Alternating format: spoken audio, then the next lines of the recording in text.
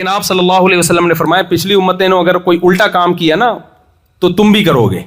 لیکن اس امت میں ایک نبی صلی اللہ علیہ وسلم نے خوشخبری سنا دی کہ پچھلی امتیں پوری گمراہ ہوئی ہیں, میری امت لا تجتمع علی ضلالہ, پوری امت کبھی بھی گمراہی پہ جمع نہیں ہوگی.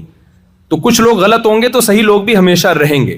تو یہود و نصارہ میں کچھ گڑبڑیں ہوئیں, لیکن وہی گڑبڑیں ہماری امت میں, اس امت مسلمہ میں بھی پیدا ہوئیں, مگر ان گڑبڑوں کے خلاف رد کرنے والے بھی کہاں پیدا ہوئے؟ اسی امت میں. تو وہ گڑبڑیں کیا پیدا ہوئی ہیں؟ جیسے یہود و نصارہ میں عیسائیوں نے خاص طور پر عیسیٰ کو اللہ کا بیٹا بنا کے بھی کہا کہ ہم توحید پرست ہیں.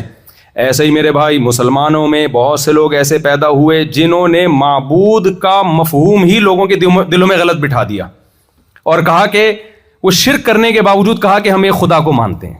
وہ کیسے گڑبڑ ہوئی ہے؟ پہلی بات, انہوں نے کہا کہ دیکھو بھائی, انہوں نے کہا کہ اللہ کے علاوہ بھی مدد طلب کرنا جائز ہے, بازاروں سے بھی مدد مانگ سکتے ہو, نبی سے بھی مدد مانگ سکتے ہو, فرشتوں سے بھی مدد مانگ سکتے ہو. جب اس سے کہا گیا بھائی ایاک نعبد و ایاک نستعین, قرآن تو ہم سے دن میں 5 دفعہ یہ معاہدہ کرواتا ہے, اے اللہ ہم تیری ہی عبادت کرتے ہیں اور ہم تجھ ہی سے مدد طلب کرتے ہیں, تو پھر آپ کسی اور سے مدد کیوں مانگ رہے ہو؟ کیوں کہہ رہے ہو یا علی مدد, یا رسول اللہ مدد, یا غوث آدم مدد, اور مزاروں پہ جا کے سجدے کر کے قبروں کو کیوں پکار رہے ہو آپ؟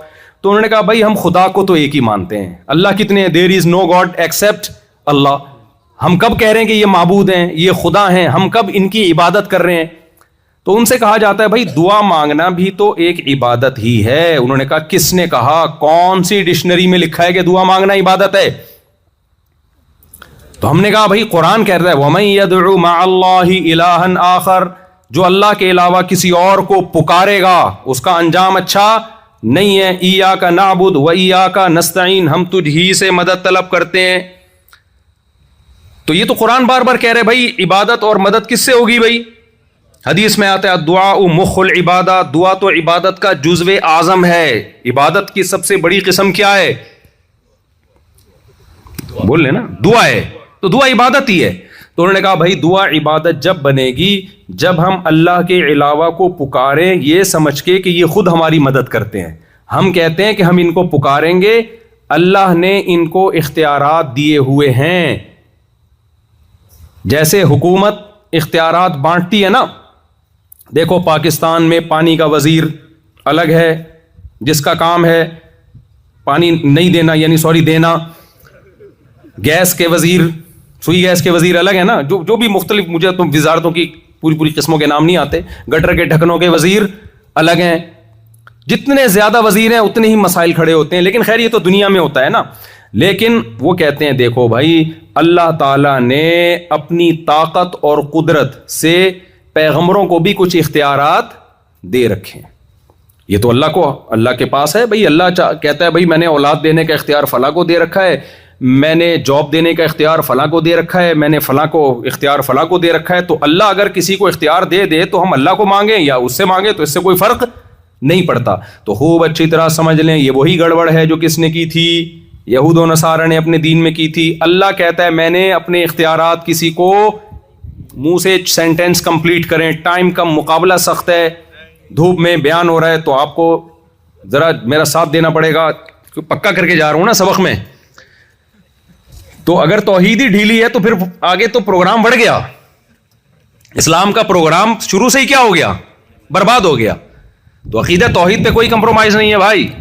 تو عقیدہ توحید میں بھائی قرآن کہتا ہے میں نے اختیارات کسی کو بولو نہیں دیے.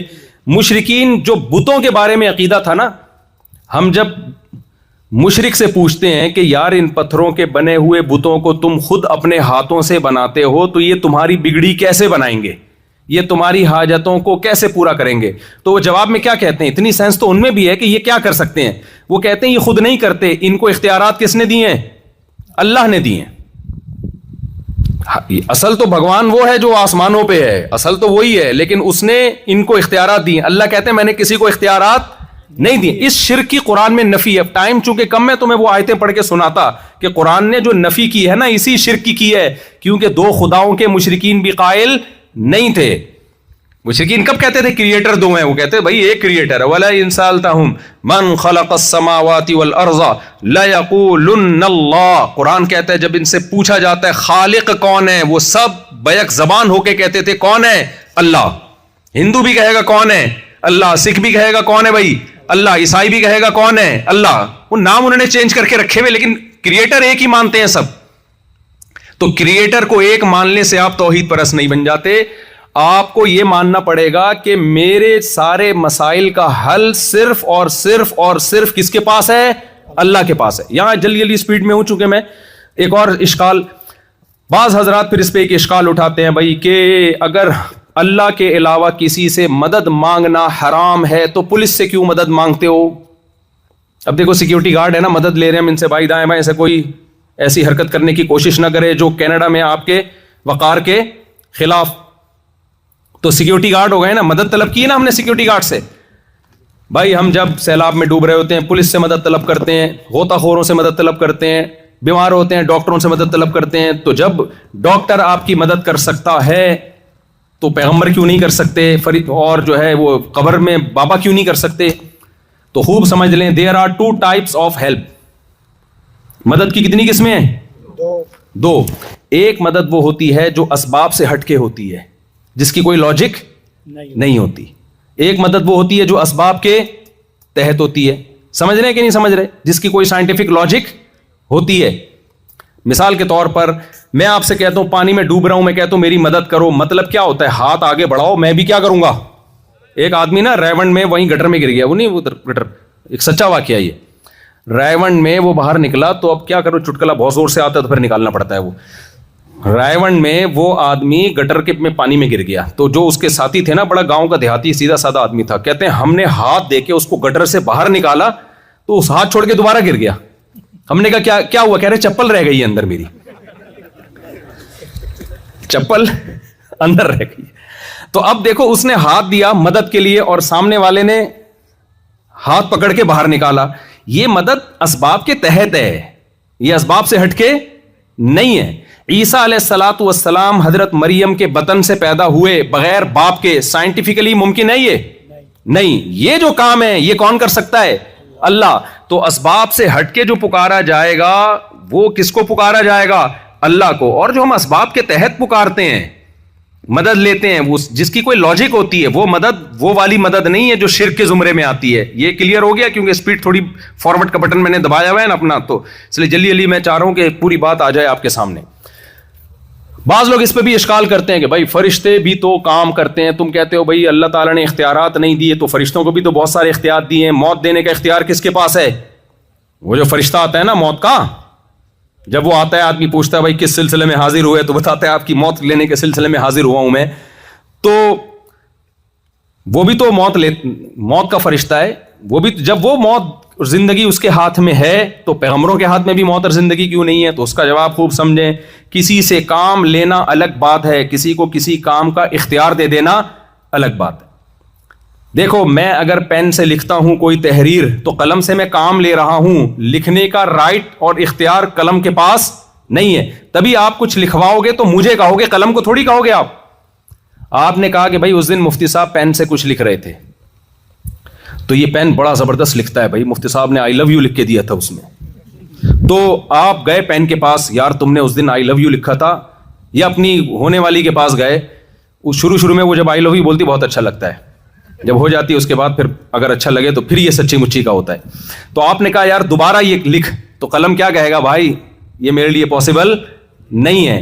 آپ کو یار اس دن تو نے لکھا تھا. بھائی لکھا میں نے نہیں تھا, کاتب جو رائٹر ہے اس نے لکھا تھا, لکھنے کا کام مجھ سے لیا تھا, لہذا پکارا رائٹر کو جائے گا, قلم کو پین کو نہیں پکارا جائے گا. سمجھتے ہو گے نہیں سمجھتے؟ تو اللہ فرشتوں سے بعض دفعہ کام لے لیتے ہیں, اور خضر علیہ السلام سے بھی اللہ نے کچھ کام لے لیے, لیکن کام لینا الگ چیز ہے. اختیارات کس کے پاس ہیں؟